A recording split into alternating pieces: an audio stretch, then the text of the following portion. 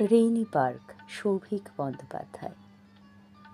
ট্যাক্সির জানলা দিয়ে মুখ বাড়িয়ে মেয়েটি জিজ্ঞেস করল, রেইনি পার্ক কোন দিক দিয়ে যাব বলতে পারেন? দেখিয়ে দিতে পারতাম, যে কোনো দিকই আমি দেখিয়ে দিতে পারতাম, কিন্তু বলে ফেললাম, বৃষ্টি খুঁজছেন মনে হচ্ছে, পার্কও চাইছেন। রাস্তা দেখাতে পারি, আমার সঙ্গে ভিজবেন? আজ অবধি কোনো মেয়ে এরকম আচমকা আসা উদ্ভট প্রস্তাবে হয়তো হ্যাঁ বলেনি, কিন্তু সে মেয়েটি বলল, হ্যাঁ ভিজব, যদি আমাকে ঠিক রাস্তা দেখাতে পারেন। আমি বললাম, আমি আপনাকে ঠিক রাস্তায় নিয়ে যাব, চিন্তা করবেন না।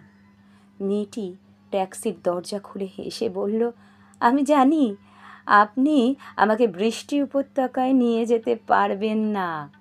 রেইনি পার্ক নামে কোনো রাস্তা কলকাতায় কেউ দেখায়নি কোনো দিন।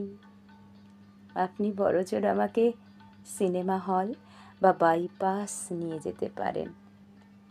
উঠে আসুন,